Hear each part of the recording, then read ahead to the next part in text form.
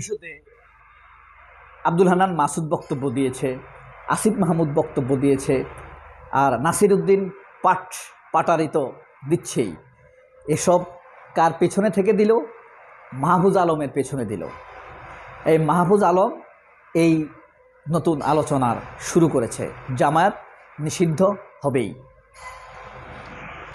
জামায়াত নিষিদ্ধ হবে, এটা কি বাংলাদেশের জন্য ভালো? আপনি হয়তো বলতে পারেন জামায়াত স্বাধীনতার সময় যুদ্ধাপরাধ করেছে। আপনার বিবেককে বলুন তো, যেদিন থেকে আপনার স্মৃতি মনে আছে, মেমোরি মনে আছে, সেদিন থেকেই ভাবেন, তুলনা করেন আওয়ামী লীগ, বিএনপি, জামায়াত, জাতীয় পার্টি, এই তিনটি দলের মধ্যে তুলনামূলকভাবে এই সমাজে কারা সবচাইতে কম অপরাধী। জামায়াত তো একদম ছোট দল না, অনেক বড় দল। নিয়মতান্ত্রিক রাজনীতি থাকলে তারা এতদিনে ক্ষমতায় এককভাবে চলে আসতো, আর আমরা মানুষ যদি ভালো হতো এই দেশে। যাই হোক, এই যে আপনি বিবেককে বলেন কাদের অপরাধ কম ছিল, কাদের নামে ধর্ষণের অভিযোগ নাই, কাদের নামে দুর্নীতি, চুরি, ডাকাতির অভিযোগ নাই, কাদের নামে মানুষের জমি দখলের অভিযোগ নাই, নিজের বিবেককে বলেন, কাউকে বলার দরকার নেই। তাহলে এই লোকগুলোকে যুদ্ধাপরাধী বলছে। এরা যুদ্ধই করে নাই, এরা তো যুদ্ধই করে নাই। যুদ্ধ না করলে যুদ্ধাপরাধী হবে কিভাবে? সোজা কথা।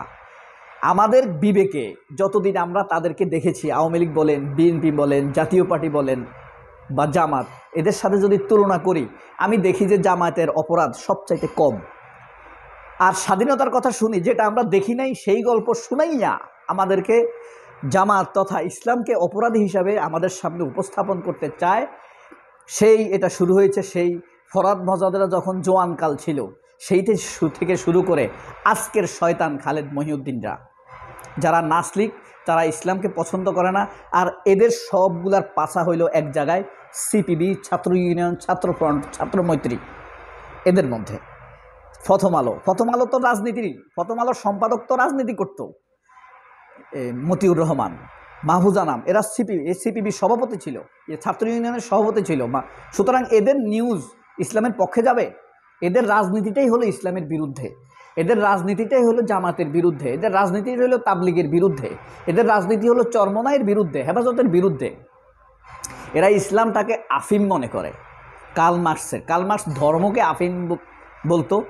এরা হিন্দু ধর্মকে পবিত্র মনে করে, হিন্দুত্ববাদী সেকুলার।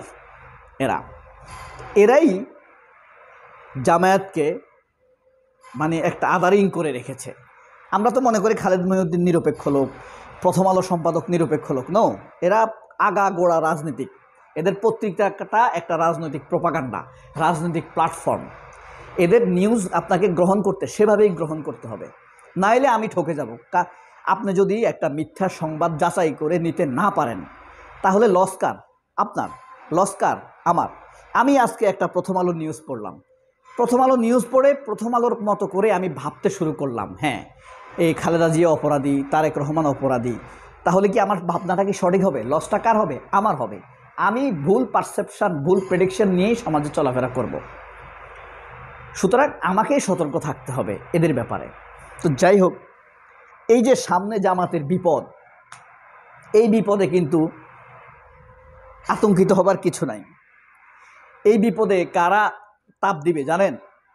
বিএনপি তাপ দিবে, সিপিবি, ছাত্রফ্রন্ট, ছাত্র ইউনিয়ন, প্রথম আলো, নাসির এবং বিভিন্ন দলে গাপটি মেরে থাকা মানে ডার্টি ব্রেইন আছে না, নাসিরউদ্দিন পাটোয়ারি, এদের মতো চাইল্ড, এবং কনফিউজড ব্রেইন মাহফুজের মতো, অথর্ব জ্ঞানী কিন্তু কনফিউজড এরা।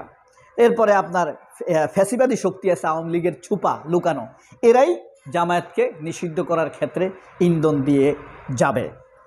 আর এদের সাথে যোগ হবে মিডিয়ার মধ্যে থাকা মানে ছুপা ফ্যাসিবাদী আহমেদ রাকিব বা মাহমুদ রাকিব, একটা আছে না এখন টিভিতে, বিদেশে আছে খালেদ মহিউদ্দিন, এরা ইন্ধন দিবে। তারপরে এম কে বা কে এম আকাশ একটা আছে, দেখবেন দীপ্ত টিভিতে ইয়ে করে।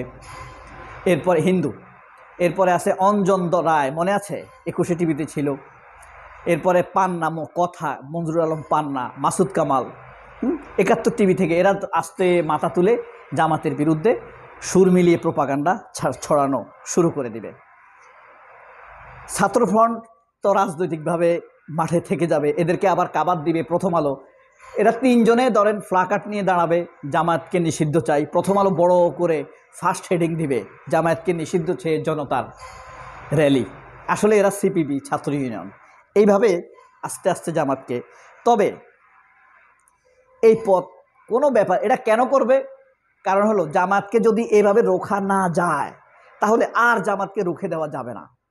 জামাতকে এভাবেই গত অর্ধশতক ধরে এই রুখে দিয়েছে, অথচ জামায়াত এই দেশের একটি অপরিহার্য শক্তি। যারা জামায়াতকে উঠতে দেয় না তারা বাংলাদেশকেই উঠতে দেয় না। যারা জামায়াতকে উঠতে দেয় না তারা এই দেশের 100%, 95-90% মানুষের অনুভূতিকেই উঠতে দেয় না। এরা জামাতের ফিলিংসটাকে মানুষের কাছে পৌঁছাইতে দেয় না, জামাতের দাওয়াতকে পারফেক্টলি পৌঁছাইতে দেয় না। জামাত আমাকে এক ধরনের আপনাকে দাওয়াত দিল, প্রথম আলো আরেক রকম কথা বলে বিভ্রান্ত করে দিল, ভয় লাগাই দিল। তাহলে হইল কি, আপনি কনফিউশনে পড়ে গেলেন, আপনি জামায়াতের সঠিক মেসেজটা পেলেন না, আপনাকে প্রথম আলো কনফিউজ করে দিল, 71 টিভি কনফিউজ করে দিল, চ্যানেল আই কনফিউজ করে দিল, ডেইলি স্টার কনফিউজ করে দিল। এখন তাহলে কি হবে? কিছুই হবে না। এই বিএনপির কথা এখন বিশ্বাস করে না, মিডিয়া অলরেডি ভোতা হয়ে গেছে, আপনারা সবাই জানেন। যেই শক্তি, বিএনপি বলেন, ফ্যাসিবাদী বলেন, আপনি এনসিপি বলেন, জামায়াতের বিরুদ্ধে বলবে, সে বিশ্বাস করেন পচে যাবে। শেখ হাসিনা পচে গলে দুর্গন্ধ বেরিয়ে পালিয়ে গিয়েছে এই দেশ থেকে। শেখ হাসিনা টিকতে পারেনি। জামায়াতের বিরোধিতা করে কে টিকবে বলেন? কেন বিরোধিতা করবেন? আপনি কোন পয়েন্টে বিরোধিতা করবেন? জামাতের বিরোধিতা পয়েন্ট করার কি? আপনি 71 দিয়ে বিরোধিতা করবেন? 71 দিয়ে আপনি কি উপকার দিতে পেরেছেন? 71 বলতে আমি দেখছি নাচ গান, ওই উদিসি ছায়ানটের নাচানাচি, নৃত্যকলা, আর আপনার ওই যে কি বলে মঙ্গল শোভাযাত্রা, পেঁচা টেঁচা, খালেদা জিয়াকে গালি দেওয়া, খালেদা জিয়া অগ্নি সন্ত্রাস। 71 বলতে আমি দেখছি খালেদা জিয়াকে তারা এই 71-এর শক্তি অগ্নি সন্ত্রাস বলে।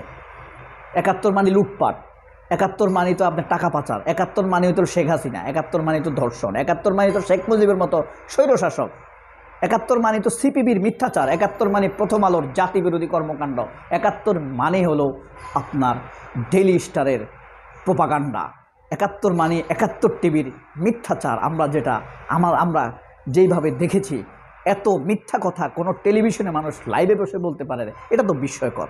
71 মানে হলো হাসান মাহমুদের থুথু খাওয়ার যোগ্য মিথ্যা।